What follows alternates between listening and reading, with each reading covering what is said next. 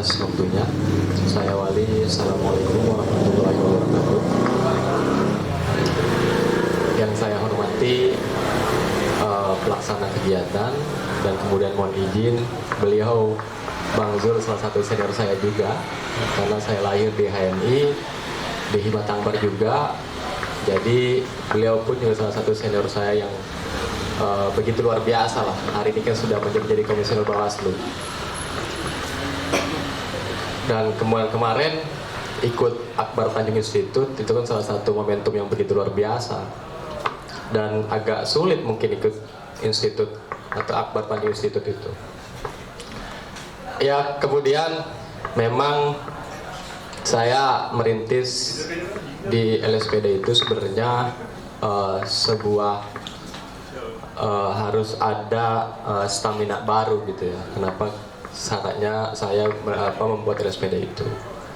Karena hari ini gerakan yang muncul di daerah-daerah itu hanya sebatas gerakan bagaimana misalkan titik temunya itu di nasional gitu kira-kira. Sehingga gerakan daerah itu hanya sebatas gerakan yang muncul akibat dari isu-isu nasional. Jadi saya sebenarnya udah banyak dijelasin ya, dari mulai mau dibawa kemana perda kepemudaan, kemudian bagaimana siklus kepemudaan, bagaimana misalkan di string kemudian problem di kepemudaan Kabupaten Tangerang gitu, sehingga munculnya milenial baru gitu di KNPI. Bagi saya berbanyak versi itu hal wajar di pemuda, karena secara alamiah ya pemuda juga harus berdinamika kan gitu kira-kira. Tanpa pemuda ya negara pun juga runtuh gitu kan. Karena kita generasi emas. Tapi yang saya ingin sampaikan bahwa ada beberapa hal gitu. Pertama adalah karena ini kan berkaitan tentang sekolah kebijakan publik gitu, peran, kemudian fungsi dan sebagainya. Tapi itu akan ditermaktub atau dibukukan itu oleh undang-undang itu sendiri gitu. Karena undang-undang itu kan sebatas konstituante, bagaimana misalkan seluruh kehendak gitu kira-kira, seluruh pribadi kemudian dicantumkanlah kepada undang-undang itu. Jadi ketika kemudian salah satu ada yang absen saja ketika membuat regulasi itu, maka itu juga harus dipertanyakan. Apalagi ini kan tentang berkaitan dengan sekolah publik gitu. Sekolah kebijakan publik artinya semua elemen, dan terpenting adalah elemen pemuda. Karena kita nggak tahu gitu, kita nggak tahu bicara takdir, bicara pun kita nggak tahu. Siapa tahu misalkan 5 tahun ke depan, 10 tahun ke depan, kita yang akan mengisi atau teman-teman yang akan mengisi pos-pos di ruang sana yang kursinya enak gitu kira-kira, kemudian yang diamanahin oleh luar biasa gitu. Nah, karena kita nggak tahu. Tapi sebelum saya memakan beberapa hal, ada tokoh yang bilang begini, jangan salahkan kekuasaan ketika memang pemudanya tidak mampu menyiapkan dan menyambut masa depannya.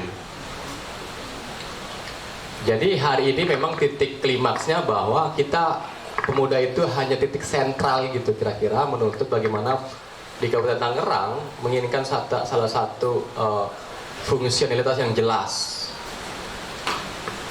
Kedua, bahwa yang saya sampaikan berkaitan tentang problemsitas bagaimana misalkan di pemuda di Kabupaten Tangerang. Karena kalau bicara hukum gitu, bicara kepemudaan sudah banyak yang bicara lah gitu kira-kira ya, dan saya hanya ingin mengambil poin yang lain gitu. Kalau semuanya akan bicara yang sama juga, ya lebih baik 3 atau 2 orang gitu kira-kira yang berbicara. Kan itu. Jadi memang betul yang dikatakan oleh senior yaitu Bang Zul, memang harus ada pembahasan yang detail bahwa pemuda juga harus berperan. Kedua, ini kan bicara tentang relasi kuasa ya. Dan coba teman-teman, kalau teman-teman hobi baca gitu kira-kira, atau misalkan hobi menulis, atau ya minimal baca cari tokoh, baik tokoh filsafat atau tokoh ekonomi gitu kira-kira, tokoh siapapun, ada nggak kebaikan kekuasaan gitu kira-kira, atau di tokoh itu menjelaskan kekuasaan itu ya sifatnya begini gitu kira-kira, sifatnya adalah begini. Maka tendensi yang muncul adalah kalau banyak tokoh-tokoh Karl Marx sebagainya gitu, Agus Kolom sebagainya, bahwa ya bicara kekuasaan hanyalah bagaimana misalkan mengkuatkan hegemoni sentris gitu. Nah itu yang kemudian sangat sulit bagi kita. Nah maka saya sepakat juga sebenarnya bagaimana di Kabupaten Tangerang ini muncul sekolah publik. Karena pemuda itu dikenal bukan hanya sebatas fisiknya, pemuda itu bukan dikenal hanya sebatas tampan dan rupawannya, tapi pemuda yang luar biasa ya dikenal dengan ide gagasannya. Maka sesuatu yang begitu luar biasa bagi saya ya pemuda yang hidup dengan ide gagasannya. Nah maka saya berpikir bahwa lembaga saya muncul karena antipati dari bagaimana misalkan pola kebijakan yang di pemerintah lakukan tingkat daerah ya, bukan tingkat nasional. Karena hegemoni itulah yang muncul gitu, sentris itu. Beberapa karena sangat sulit ya bagi saya misalkan atau yang lain mungkin yang sudah gerak di wilayah aktivis gitu dan sebagainya, ya menyampaikan pendapat itu kan juga harus beberapa stakeholder gitu kira-kira ya. Beberapa stakeholder ya kalau gagasan kita nggak sampai di atau pemerintah daerah yang kemudian kan memang alternatif terakhir gitu selain menulis sebagainya kan aksi itu pasti alternatif terakhir itu. Kenapa kok seperti itu gitu kira-kira. Nah pertanyaan muncul kan kenapa misalkan pemerintah daerah kok jarang sekali misalkan menilai gitu atau jarang sekali untuk melihat apa gagasannya atau apa aspirasinya. Karena selama ini pemuda masih selalu dianggap ya lu bisa apa gitu. Apa yang lu perbuat gitu kira-kira. Kan itu. Nah artinya maka saya dengan lembaga saya itu mencoba untuk merubah mindset dan saya juga pernah nulis dalam tulisan di Visi Nusantara kalau nggak salah, karena itu berdasarkan kondisi geografis yang di Kabupaten Tangerang, seolah-olah Kabupaten Tangerang ini didapatkan sebagai kota industri tapi tidak disiapkan dengan fungsi SDM yang kuat. Persaingan, kemudian ya mungkin teman-teman juga sudah bahas bonus demografi gitu, dan bagaimana misalkan orang pribumi dan sebagainya, ya ini juga kan menjadi isu sentris di Kabupaten Tangerang gitu.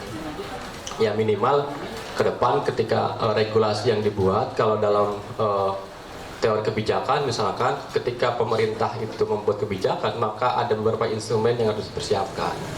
Salah satunya adalah bagaimana misalkan instrumen pemuda itu juga harus terlibat di dalamnya.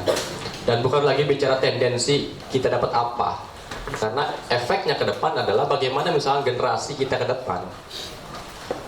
Entah misalkan 10 tahun ke depan generasi jadi apa dan sebagainya, itu kena dampaknya.